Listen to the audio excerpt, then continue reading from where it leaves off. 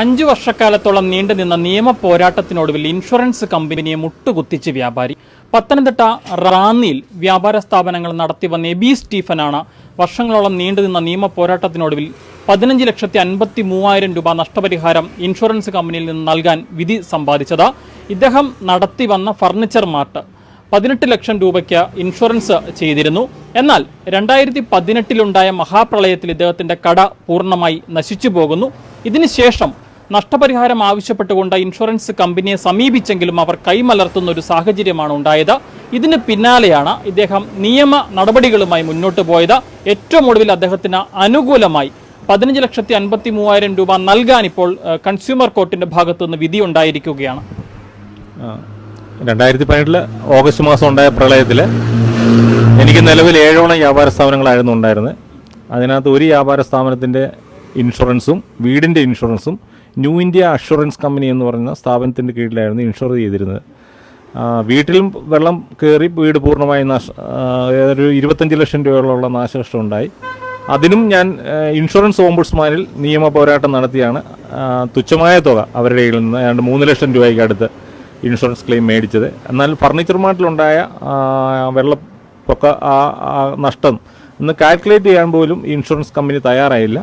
നിരവധി പ്രാവശ്യം new India assurance കമ്പനിയുടെ കൊല്ലം ഓഫീസുമായിട്ടും ഡിവിഷണൽ മാനേജരുമായിട്ടും നിരന്തരം നമ്മൾ കത്തുകൾ മുഖേനയും ഫോൺ മുഖേനയും ബന്ധപ്പെട്ടുവെങ്കിലും ധാരാളം നമ്മൾ ആവശ്യപ്പെട്ടു, രേഖകളൊക്കെ ആവശ്യപ്പെട്ടു, ഇത് ഇൻസ്പെക്ഷൻ ചെയ്യണമെന്ന് പറഞ്ഞ് ആവശ്യപ്പെട്ടിട്ടും അവർ കട പരിശോധനയ്ക്ക് പോലും മുതിരാത്ത സാഹചര്യത്തിലാണ് നമ്മൾ പത്തനംതിട്ട ജില്ലാ കൺസ്യൂമർ ഫോറത്തിൽ കേസ് ഫയൽ ചെയ്ത്. അതിന് മുമ്പായി തന്നെ നമ്മൾ ഇൻഷുറൻസ് ഓംബുഡ്സ്മാനിൽ ഇതുമായിട്ട് ബന്ധപ്പെട്ട് കേസ് ഫയൽ ചെയ്തിരുന്നു. അവിടെയും നമുക്ക് അനുകൂലമായിട്ടുള്ള വിധിയായിരുന്നു. എത്രയും പെട്ടെന്ന് നഷ്ടം കാൽക്കുലേറ്റ് ചെയ്ത് നഷ്ടപരിഹാരം കൊടുക്കണമെന്നായിരുന്നു ഇൻഷുറൻസ് ഓംബുഡ്സ്മാൻ എന്നുള്ള വിധി ഉണ്ടായിരുന്നത്. എന്നാൽ ആ വിധിയെ പോലും ഇവർ അവഗണിച്ചുകൊണ്ട് കട പരിശോധനയ്ക്ക് പോലും തയ്യാറാകാത്ത വെളിച്ചത്തിലാണ് ഞാൻ പത്തനംതിട്ട കൺസ്യൂമർ കോടതിയിൽ നമ്മൾ കേസ് ഫയൽ ചെയ്തിരുന്നത്. അപ്പം നമുക്ക് 2018 വെള്ളപ്പൊക്കത്തിൽ സർക്കാർ സംവിധാനങ്ങൾ എല്ലാം നമുക്ക് വേണ്ട വെള്ളം കയറിയെന്നുള്ള ബോധ്യപ്പെട്ട് സർട്ടിഫിക്കറ്റ് നൽകുകയും നമുക്ക് വില്ലേജ് ഓഫീസർ അടക്കം കളക്ടർ വരെ കട പരിശോധനകൾ നടത്തി വെള്ളം കയറിയതായിട്ട് ബോധ്യപ്പെട്ട് അവരതിൻ്റെ റിക്കാർഡിക്കലായിട്ടുള്ള സർട്ടിഫിക്കറ്റുകളൊക്കെ ഇഷ്യൂ ചെയ്തിരുന്നു.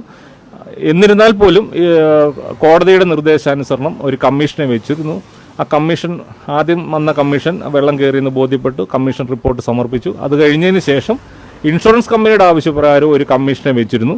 ആ കമ്മീഷനും വെള്ളം കയറിയെന്ന് ബോധ്യപ്പെട്ടു.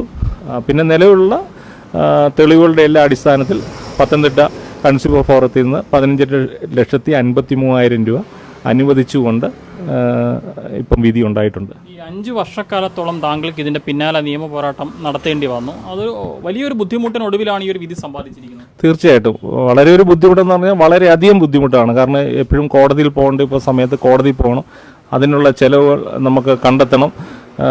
അതുതന്നെയല്ല ഈ കമ്മീഷനെ വെക്കണമെങ്കിൽ അതിനുള്ള ഫീസ് അടയ്ക്കണം. അങ്ങനെയുള്ള എല്ലാ കാര്യങ്ങളും നമ്മൾ ചെയ്തു.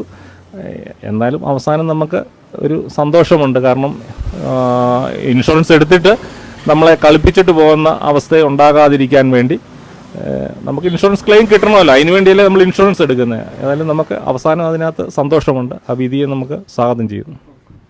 എന്താണെങ്കിലും ഇദ്ദേഹം 18 ലക്ഷം രൂപ നൽകിയാണ് തൻ്റെ സ്ഥാപനം ഇൻഷുർ ചെയ്തിരുന്നത്. പക്ഷേ ആ നഷ്ടപരിഹാരം എങ്ങനെ നൽകാതിരിക്കാം എന്നുള്ളതാണ് ആ ഇൻഷുറൻസ് കമ്പനി ശ്രമിച്ചത് എന്നുള്ളതാണ് ഇതിൽ നിന്ന് മനസ്സിലാക്കുന്നത്. ഏറ്റവും ഒടുവിൽ അദ്ദേഹം വർഷങ്ങളോളം നടത്തിയ നിയമ പോരാട്ടത്തിനൊടുവിലാണ് ഇപ്പോൾ അദ്ദേഹത്തിന് അനുകൂലമായ ഒരു വിധി വന്നിരിക്കുന്നത്. പത്തനംതിട്ട റാന്നിയിൽ നിന്നും അരുൺ മലയിലിനൊപ്പം Rahul Irumpukuzhi, focus news TV.